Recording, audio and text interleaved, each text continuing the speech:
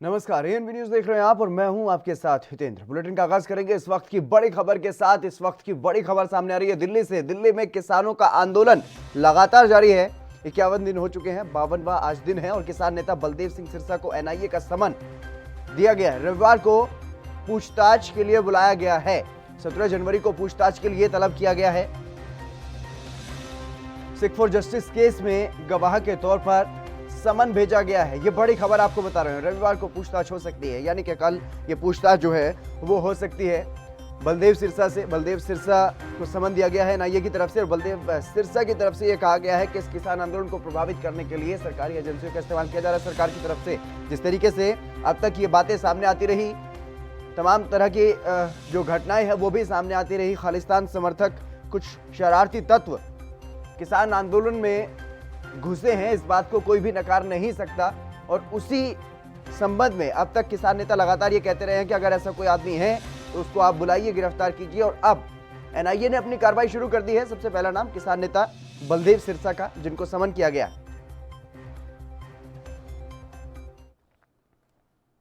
गिरते तापमान के बीच केंद्र के कृषि कानून के खिलाफ दिल्ली बॉर्डर पर किसानों का प्रदर्शन लगातार जारी है और किसान संगठनों और सरकार के बीच अब तक 9 दौर की बातचीत भी हो चुकी है, लेकिन कोई नतीजा नहीं निकला। किसान आंदोलन का आज 52वां दिन है और दिल्ली बॉर्डर पर किसान लगातार डटे हुए हैं। इससे पहले शुक्रवार को 3 कृषि कानूनों पर सरकार और किसानों के बीच 9वें दौर की बातचीत हुई, लेकिन कोई समाधान नहीं निकला। अब 19 जनवरी को एक बार फिर से सरकार और किसानों के बीच बातचीत होगी। किसान कृषि कानूनों को रद्द कराने की मांग पर अड़े हैं। वहीं किसान 26 जनवरी को गणतंत्र दिवस पर ट्रैक्टर परेड करने की तैयारी में भी जुटे हुए हैं। ठंड और घने कोहरे के बीच किसान आंदोलनकारी देश की राजधानी दिल्ली की बॉर्डर पर डटे हुए हैं। दिल्ली की सीमाओं पर अलग अलग जगहों पर डटे हुए हैं। किसानों का यह कहना है कि जब तक नए कृषि कानून वापस नहीं हो जाते तब तक उनका यह आंदोलन चलता रहेगा। वहीं एनआईए ने किसान नेता बलदेव सिंह सिरसा को पूछताछ के लिए बुलाया है। यह पूछताछ भारत विरोधी संगठनों की ओर से कई एनजीओ को की गई फंडिंग के सिलसिले में है और 17 जनवरी को पूछताछ के लिए तलब किया गया है। सूत्रों के मुताबिक लोक भलाई इंसाफ वेलफेयर सोसाइटी के अध्यक्ष बलदेव सिंह सिरसा को पूछताछ के लिए बुलाया गया है और यह संगठन सरकार के साथ किसानों की ओर से बातचीत में शामिल है। बलदेव सिंह सिरसा से यह पूछताछ अलगाववादी संगठन सिख फॉर जस्टिस के एक नेता पर दर्ज केस के सिलसिले में की जाएगी।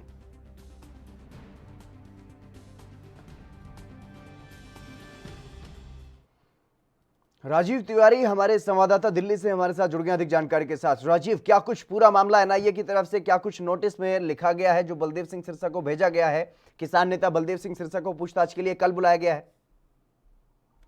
देखिए, बिल्कुल जिस तरीके से बलदेव सिंह सिरसा का नाम जो आया है वो एनआईसी ने कहीं ना कहीं उनको बुलाने गया है और कहीं ना कहीं जो आंदोलन के अंदर कहीं ना कहीं जिस तरीके से कह सकते हैं कि आप ये कहा जा रहा था कि ये आंदोलन नहीं है, उसके लिए कहीं ना कहीं दिक्कतें आ रही थी, मगर वो दिक्कतें अब कहीं ना कहीं स्पष्ट होती जा रही है और सरकार कहीं ना कहीं अपना रुख जरूर अपना रही है। क्योंकि जिस तरीके से आरोप प्रत्यारोप का दौर जरूर चल रहा है, मगर जिस तरीके से एकदम से कैसे बलदेव सिंह सिरसा को सम्मान भेज दिया गया है कि आप आइए और हमारे साथ बातचीत कीजिए, मगर देखना है कि जिस तरीके से उनके ऊपर आरोप लगाया जा रहा है क्या वो वाकई में ही सही है, क्योंकि ये जांच का विषय है। जांच के बाद ही इसके बारे में पता लग पाएगा। मगर बात करें जिस तरीके से किसान आंदोलन की, तो किसान आंदोलन जरूर चल रहा है और लगभग 50 दिन से ज्यादा हो चुके हैं और लगभग 65 लोगों की इसके अंदर मौत भी हो चुकी है। मगर सरकार और किसानों के बीच में जो बैठकों दौर चल रहा है वो कहीं ना कहीं अभी भी विफल है, क्योंकि जिस तरीके से लगातार बैठकों का दौर जरूर चला है मगर 9 बैठकें हुई हैं, 9 जो है विफल हुई रही है। मगर बात कर रहे हैं जिस तरीके से अब 10वें दौर की बैठक की, तो वो भी आशंका यही जताई जा रही है कि सरकार ने स्पष्ट कर दिया कि कृषि कानून वापस नहीं होगा और कहीं ना कहीं वो जो वापस नहीं होगा तो कहीं ना कहीं संशोधन करना पड़ेगा और संशोधन के लिए बातचीत क्या प्रक्रिया अपनाई जा रही है। मगर बातचीत अभी तक होती नजर नहीं आ रही है, या फिर ये कहें कि समझौता होता हुआ नजर नहीं आ रहा है। जी राजीव, क्योंकि जिस तरीके से खालिस्तानी मूवमेंट से जोड़ करके अब बलदेव सिंह सिरसा को देखा जा रहा है, उसी के मामले में अब एनआईए की तरफ से उन्हें समन किया गया है। क्योंकि और भी जो वहां पर एजेंसी हैं सरकार की, उनकी तरफ से नहीं बल्कि जो देश की टॉप एजेंसी है एनआईए, उसकी तरफ से बलदेव सिंह सिरसा को अपने मुख्यालय में बुलाया गया है। तो ऐसे में बलदेव सिंह सिरसा की तरफ से क्या कुछ प्रतिक्रिया इस पूरे मामले पर सामने आई? देखिए बिल्कुल भाई, जिस तरीके से खालिस्तानी जो कहा गया था कि खालिस्तानी हैं ये लोग इंडियन नहीं हैं और इनको फंडिंग बाहर से आ रही है, इसी तरीके की जो मुद्दे थे, सरकार ने कहीं ना कहीं उन मुद्दों को पकड़कर अब दोबारा से वही प्रक्रिया अपनानी शुरू करी है कि किसान आंदोलन को तोड़ा जाए। मगर जिस तरीके से एनआईए की तरफ से क्या कह सकते हैं कि सम्मन भेजा गया बलदेव सिंह सिरसा को, और बलदेव सिंह सिरसा अब ये स्पष्ट करेंगे कि वो उस आंदोलन के अंदर किस तरीके से आए थे और क्यों आए थे, क्या उनकी रणनीति थी। तो ये सारी चीज किसान संगठनों से भी बात की जाएगी और बलदेव सिंह सिरसा से भी बात की जाएगी। जी मगर देखना होगा क्या क्या वो अपना पक्ष क्या रख पाते हैं। मगर एक चीज स्पष्ट है, जिस तरीके से सरकार की तरफ से बार बार कहीं ना कहीं ये कहा जा रहा था कि ये लोग किसान नहीं है, किसान अपने खेतों में काम कर रहे हैं, और कहीं ना कहीं आंदोलन को तोड़ने की कोशिश की गई थी, वही चीज अब किसान भी कह रहे हैं कि सरकार हमको हटा नहीं पा रही है, तो इसीलिए इस तरीके के रास्ते ढूंढ रही है, और कहीं ना कहीं उसको पहले भी खत्म करने के लिए कोशिश की गई थी। जी जी, लोक इंसाफ भलाई जो उनका संगठन है उसके बारे में क्या कुछ जानकारी है? कितने लोग उससे जुड़े हुए हैं, कितने उसके सदस्य, और कहां से उसे फंडिंग होती है, इस बारे में कोई जानकारी? देखिए बिल्कुल भाई, अभी कोई जानकारी नहीं मिल पाई है, मगर एक चीज स्पष्ट है, जिस तरीके से लगातार कहीं ना कहीं प्रक्रिया चल रही है और कहीं ना कहीं पूछताछ का दौर होगा, वो देखना होगा जो एनआईसी की जो कह सकते हैं जांच होगी, वो जांच के अंदर कितना रुख सामने आता है, बलदेव सिंह सिरसा कितना अपना पक्ष रख पाते हैं, उसके अंदर फंडिंग कहाँ से है, किस तरीके से, ये सारी जांच का विषय है, मगर जांच के बाद ही स्पष्ट होगा। मगर सरकार की तरफ से एक चीज स्पष्ट हो रही है, कहीं ना कहीं किसान आंदोलन को तोड़ने की कोशिश जरूर की जा रही है, और किसान यही भी जानते हैं कि लगभग किसानों को दो गुटों में बांटा जा रहा है और कहीं ना कहीं आंदोलन को कम करने की कोशिश की जा रही है। मगर बात करें जिस तरीके से आंदोलन की, तो आंदोलन जरूर जारी है।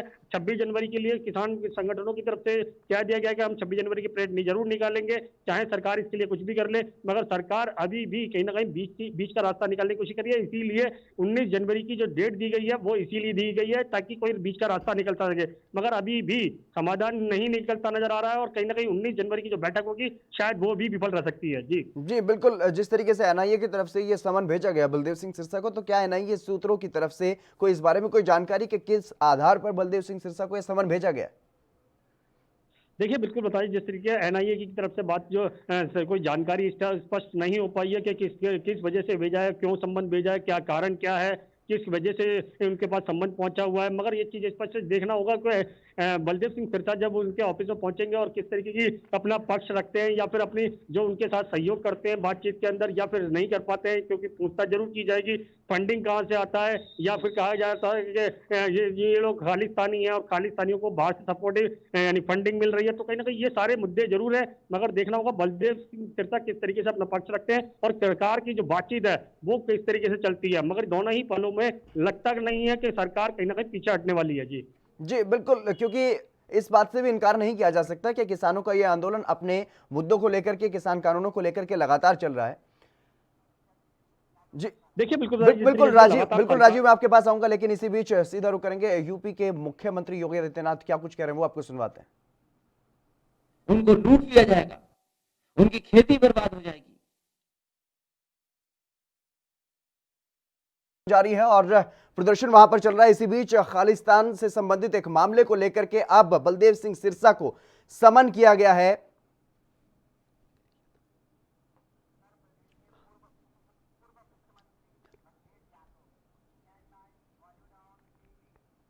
चलिए रुक करेंगे। उत्तर प्रदेश के पूर्व मुख्यमंत्री अखिलेश यादव क्या कुछ कह रहे हैं वो आपको सुनवाते हैं। रोजगार और नौकरी छीन ली। कभी कभी लोग आरोप लगाते थे, इस सरकार से पहले जो समाजवादी सरकार थी जाति के आधार पर आरोप लगाते थे।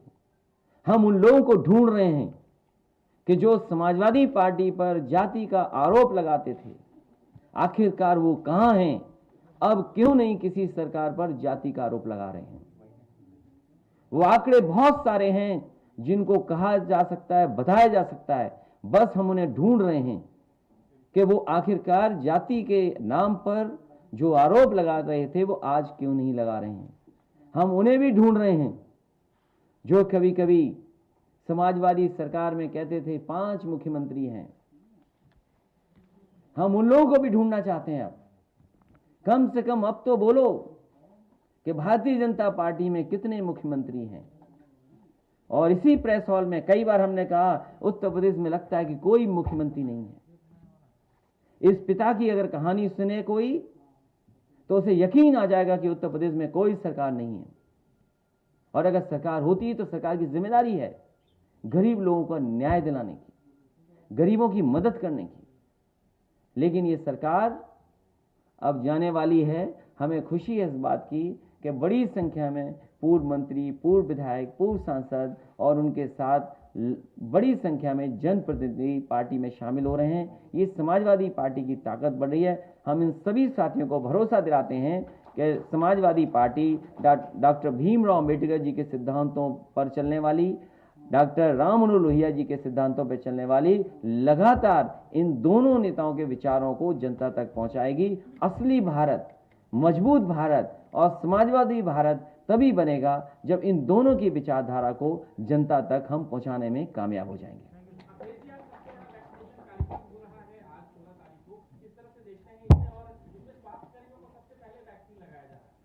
मुझे खुशी है इस बात की कि इस सरकार ने वैक्सीन का कार्यक्रम शुरू कर दिया है और वैक्सीन को लेकर के न केवल हमें चिंता थी, जिसको आपने बहुत प्रचार किया, आपने नहीं, भारतीय जनता पार्टी ने, और अब वैक्सीन आ गई है। कभी साइंटिस्ट, एक्सपर्ट्स या डॉक्टर्स या जो वॉलंटियर लोग हैं उनका हमें कोई शिकायत नहीं है। सवाल यह है कि गरीबों तक कब पहुंचा देंगे और गरीबों को फ्री देंगे कि नहीं देंगे। अमेरिका, जहां पर सबसे ज्यादा लोगों की जान गई है, लगभग 4 लाख लोग की जान जा चुकी। चलिए, राजीव तिवारी हमारे साथ लगातार बने हुए हैं दिल्ली से, और किसान आंदोलन का जो मामला है उसमें लगातार खालिस्तान समर्थकों की भी बात कही जा रही है कि खालिस्तान के जो मूवमेंट है उसको भी इस आंदोलन की आड़ में हवा देने का काम किया जा रहा है। लेकिन राजीव तिवारी, जिस तरीके से अब समन दिया गया है किसान नेता बलदेव सिंह सिरसा को, उनकी तरफ से जिस तरीके से कहा गया है कि कहीं ना कहीं जो परेड की जानी है, ट्रैक्टर परेड जो की जानी है 26 जनवरी के दिन, उसको लेकर के सरकार इस आंदोलन को कहीं ना कहीं कमजोर करना चाहती है और इसी वजह से अब इस तरीके से एजेंसियों का इस्तेमाल किया जा रहा है, उसको लेकर के क्या सरकार की तरफ से कोई इस प्रतिक्रिया अभी तक सामने आई?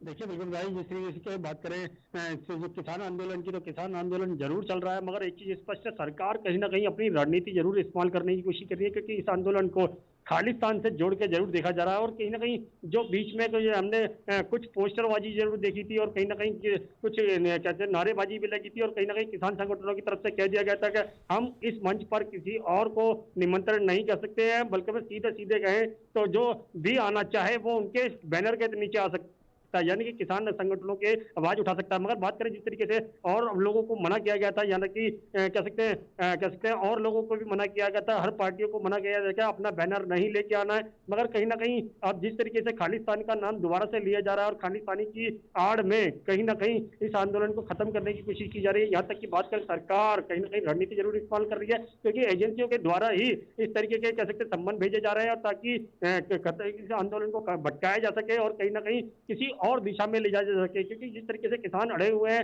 कृषि कानून को वापस कराने के लिए और वो कानून वापस नहीं होता जा रहा है, तो कहीं ना कहीं सरकार दूसरी तरफ के इस रुख को घुमाने की कोशिश कर रही है। और कहीं ना कहीं जो 26 जनवरी के लिए किसानों की तरफ से कहा गया है कि हम प्रदर्शन जरूर करेंगे, हम झांकियां जरूर निकालेंगे, मगर सरकार को कहीं ना कहीं ये खटक रहा है और इसीलिए कहीं ना कहीं एजेंसियों के द्वारा कहीं ना कहीं नोटिस भेजा जा रहा है, संबंध भेजा जा रहा है, ताकि इस आंदोलन को खत्म किया जा सके। मगर देखना होगा कि 19 जनवरी की जो बैठक है वो कहाँ जाती है, किस नतीजे पर जाती है। मगर उससे पहले जिस तरीके से कह सकते हैं बलदेव सिंह सिरसा जो वहां पर जाएंगे और जवाब देंगे, वो जरूर देखना होगा। मगर इसके साथ साथ शायद आशंका यह भी जताई जा रही है और एजेंसियों के द्वारा भी और संगठनों के नेताओं को भी कहीं ना कहीं नोटिस भेजा जा सकता है, क्योंकि कहीं ना कहीं इसको खालिस्तान से जोड़ कर देखा जा रहा है और कहीं ना कहीं आंदोलन को भटकाने की कोशिश की जा रही है।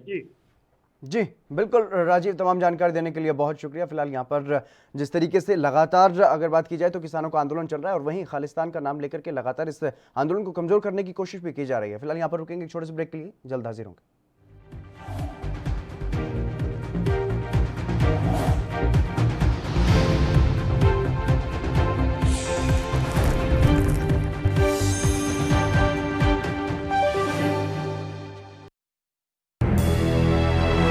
लखनऊ से लेकर चंडीगढ़ तक, मुंबई से लेकर रायपुर तक, क्या है राजनीति की हलचल, क्या है समाज का मिजाज। राजधानी लाइव, हमारी नजर, आपका फैसला, हर रोज सुबह 8 बजे सिर्फ ANP न्यूज पर। क्या आप दुबले पतले कमजोर हैं, आपकी सेहत नहीं बनती, भूख कम लगती है, वजन नहीं बढ़ता? दरअसल मेन बात खाना पीना खाना नहीं है, मेन बात है खाया पिया लगना। और अगर खाया पिया लगेगा ही नहीं तो सेहत बनेगी कैसे? इसलिए हमारी संस्था सन्यासी आयुर्वेदा ने एक ऐसी दवा बनाई है जो कि आपके पाचन तंत्र को, आपके लीवर सिस्टम को ठीक करने का काम करती है, ताकि आप जो भी खाएं उसका पूरे का पूरा निचोड़ आपके शरीर को लगे, आपकी भूख बढ़े, खाया पिया सही से लगे, नया खून बने, हड्डियों में जान आए, वजन बढ़े, ताकत बढ़े, चेहरे पर नूर आए और आप मोटे तगड़े खूबसूरत पर्सनैलिटी के मालिक बन जाएं। यह दवा पूरी तरह से आयुर्वेदिक होती है। इसका शरीर पर कोई भी साइड इफेक्ट, कोई भी नुकसान या दुष्प्रभाव नहीं होता। लड़के लड़कियां दोनों इसका इस्तेमाल कर सकते हैं और पहले 15 दिन के अंदर ही आपको इसका असर महसूस हो जाएगा। सिर्फ 650 रुपए की पूरे 1 महीने की दवा होती है और आप इसे घर बैठे 01145454545 पर फोन करके दवा मंगवा सकते हैं।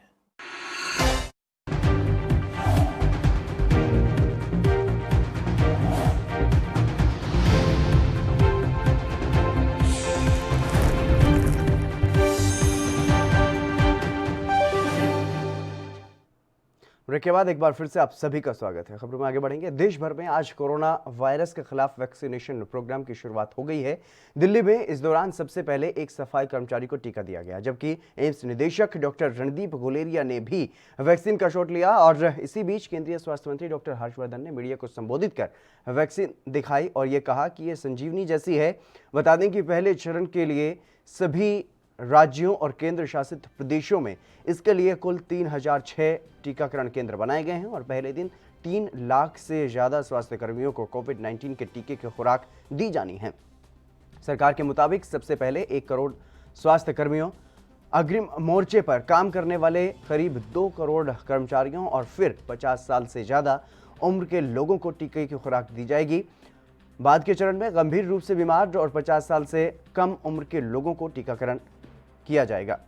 स्वास्थ्य कर्मियों और अग्रिम मोर्चे पर तैनात कर्मचारियों पर टीकाकरण का खर्च सरकार वहन करेगी, केंद्र सरकार वहन करेगी। और प्रधानमंत्री नरेंद्र मोदी ने एक वीडियो कॉन्फ्रेंसिंग के जरिए इस देशव्यापी कार्यक्रम की शुरुआत की, जिसमें उन्होंने कोरोना वैक्सीन को लेकर के फैलाई जा रही अफवाहों को लेकर के चिंता व्यक्त की है। वहीं केंद्रीय स्वास्थ्य मंत्री डॉक्टर हर्षवर्धन ने कोरोना के खिलाफ लड़ाई में वैक्सीन को संजीवनी बताया और इसे लेकर फैलाई जा रही अफवाहों पर चिंता जाहिर की है।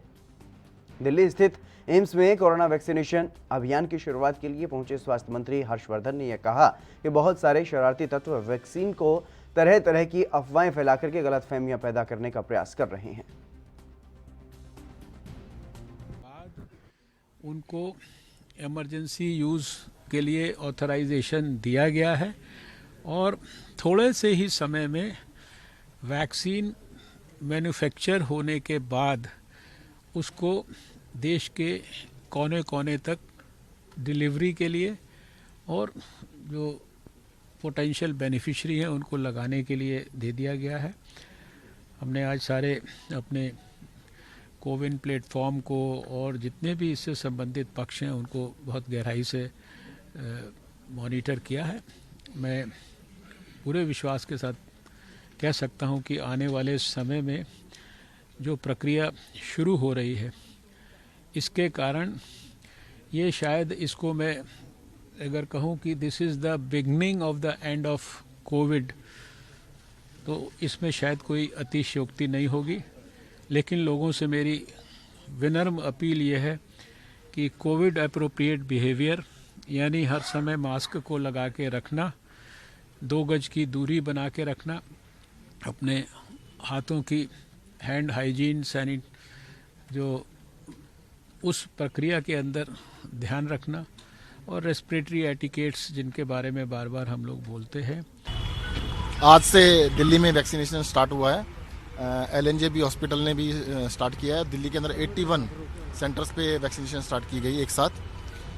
इसमें ज़्यादातर हॉस्पिटल्स हैं और एक सेंटर के ऊपर 100 लोगों को वैक्सीन लगाई जाएगी। तो कुल मिलाकर आज 8,100 लोगों को वैक्सीन लगाने का प्लान है।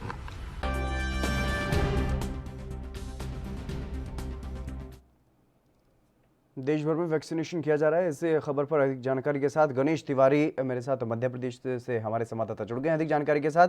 गणेश, क्या कुछ जानकारी है? अभी तक क्या कुछ रुझान जो है वो देखने को मिल रहे हैं? क्योंकि वैक्सीनेशन सुबह ही शुरू हो गया था प्रधानमंत्री नरेंद्र मोदी के संबोधन के साथ, तो उसके बाद अब तक कितने लोगों को वहां पर वैक्सीन लगा दी गई?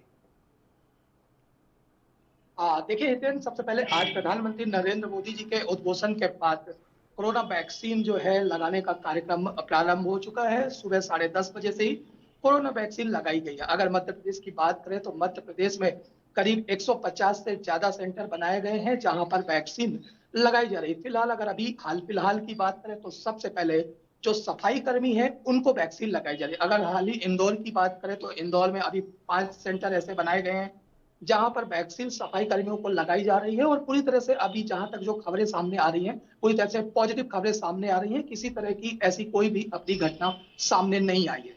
जी बिल्कुल गणेश, क्योंकि जिस तरीके से आज वैक्सीनेशन शुरू हो गया है, यानी कि कोरोना के खात्मे की शुरुआत हो गई है। अब वैक्सीन लगने के बाद डॉक्टर्स की तरफ से क्या कुछ कहा जा रहा है? जो डॉक्टर या फिर जिन भी लोगों को आज वैक्सीन दी जा रही है, अगर वो वहां से निकल रहे हैं वैक्सीन लेकर के, तो उसके बाद वो किस तरीके से क्या कुछ महसूस कर रहे हैं, इस बारे में कोई जानकारी उन्होंने दी? जी देखिए, ये जो साल है यही 30 जनवरी 2020 को सबसे पहले अगर बात करें तो कोरोना पॉजिटिव का पहला केस आया था। तब से लेकर अभी 1 साल बीत गए हैं और लोगों के मन में काफी डर और भय का माहौल बना हुआ था। लेकिन आज 16 जनवरी को जैसे ही लोगों को वैक्सीन लगने की खबर सामने आई और कई लोगों को वैक्सीन लगी, तो उसके बाद मन में उनमें सभी के मन में अब खुशी है और आपस में वो इस चीज पे एक कहीं ना कहीं पॉजिटिव फील कर रहे हैं। और सभी तरह जैसे हमारी कई लोगों से बात भी हुए तो उन लोगों का भी साफ तौर पे कहना है कि जो वैक्सीन को लेकर ख्यालात और अलग अलग लोगों की राय आ रही थी उसको लेकर निगेटिविटी, तो किसी तरह से ऐसी भी घटना सामने नहीं आई है और लोग काफी खुश हैं। जो सफाई कर्मियों को वैक्सीन लगाई गई है वो भी काफी खुश दिखाई दिए। क्योंकि गणेश, कहीं ना कहीं कुछ ऐसे भी लोग हैं जो इस वैक्सीन को लेकर के अफवाहें फैलाने का काम कर रहे हैं। कहीं ऐसा तो नहीं जो लोग वैक्सीन लेने के लिए जा रहे हैं उनमें भी इन गलत फहमियों का कोई असर देखने को मिला और वो उनमें भी कुछ ना कुछ इस वैक्सीन को लेकर के कोई डर हो?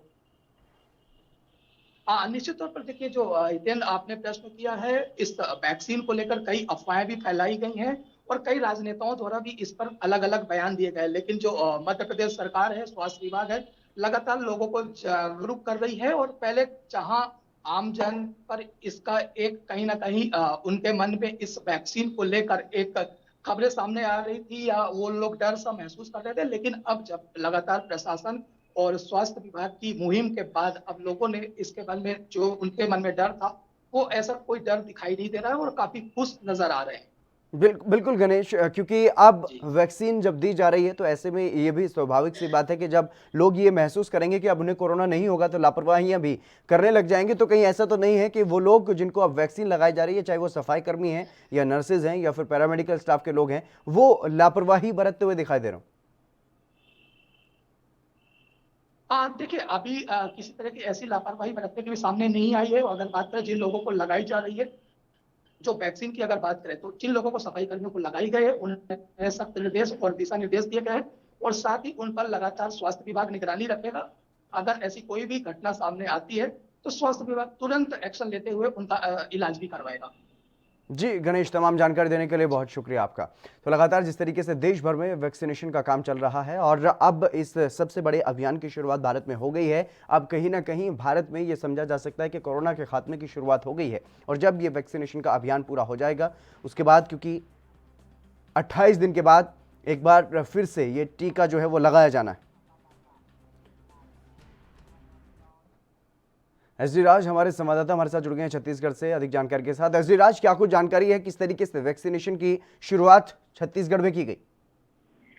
जी टेन जी, मैं आपको बताना चाहूंगा जैसे कि छत्तीसगढ़ में वैक्सीन की शुरुआत सवेरे से हो गई है और सवेरे से अभी तक 4 से 5 घंटा पूरी हो गई है। लेकिन अभी तक जो स्वास्थ्य कर्मियों को वैक्सीन दिया गया है उसके बाद अभी तक कोई ऐसी गलत चीज की जानकारी नहीं मिली है कि जिससे कि वहाँ पे इचिंग होना या कोई दिक्कत होना या कोई किसी भी तरह की कोई बात नहीं आई है। जैसे कि आज सवेरे से ही कुछ सोशल मीडिया में चल रहा है कि ये वैक्सीन लगाने के बाद महिलाओं को बाल उग आएगा और ठीक होगा, सर में दर्द होगा, बॉडी पेन करेगा, ऐसी बहुत सारी अफवाहें फैल रही है सोशल मीडिया में, लेकिन ऐसा कुछ भी जानने के लिए नहीं मिला है। जबकि सवेरे से अभी तक 4 से 5 घंटा पूरी हो गई है, वैक्सीन लगने के बाद बहुत सारे कर्मचारियों को लग चुकी है अभी और लग भी रही है। तो इससे ये सीधा सीधा कहा जा सकता है कि अभी कोई भी ऐसी कोई अप्रिय घटना होने की संभावना नहीं है। जी बिल्कुल, इसलिए क्योंकि लगातार जिस तरीके से कुछ अफवाहें जो हैं वो फैलाई जा रही हैं कुछ शरारती तत्वों की तरफ से, तो क्या उन अफवाहों का शिकार वो लोग भी हो रहे हैं जिन्होंने आज वैक्सीन ली है? जी मैं आपको बताना चाहूंगा कि जैसे स्वास्थ्य कर्मी हैं वो तो पहले से सूझबूझ के साथ ही ये सब चल रहे हैं, तो उनको तो वैक्सीन लग रही है, तो उनको कोई अफवाहों से कोई फर्क तो नहीं पड़ पाएगा, क्योंकि वो पहले से ही कोरोना योद्धा रह चुके हैं और कोरोना के काल में पूरे विश्व को, पूरे दुनिया को हर जगह से हर तरह से उन लोगों ने सहयोग प्रदान किया है। तो उनको किसी की इस तरह की अफवाहों से उनको कोई फर्क नहीं पड़ेगा। लेकिन मैं हाँ इसका जरूर आपको कहना चाहूंगा कि पब्लिक में कहीं ना कहीं अफवाहों को कहीं ना कहीं दिक्कत तो होगा अफवाहों की तरह, लेकिन जब ये इनको कोरोना की वैक्सीन लगने के बाद इनकी संतुष्टि जब शहर में पब्लिक तक पहुंचेगी कि इस वैक्सीन के साथ कोई भी गलत अप्रिय घटना कुछ भी नहीं हो रही है, तो इसके बाद पब्लिक खुद रुझान में आकर वहां पे वैक्सीन लगाने के लिए तैयार होगी। जी एसडी राज, तमाम जानकारी देने के लिए बहुत शुक्रिया आपका। तो देश में अब सबसे बड़ा अभियान, टीकाकरण का अभियान जो है वो शुरू हो गया है। प्रधानमंत्री नरेंद्र मोदी ने इस अभियान की शुरुआत की है, यानी कि कोरोना के खात्मे की अब शुरुआत हो चुकी है। चलिए इस बुलेटिन में बस इतना ही। आप बने रहिए ANP न्यूज के साथ।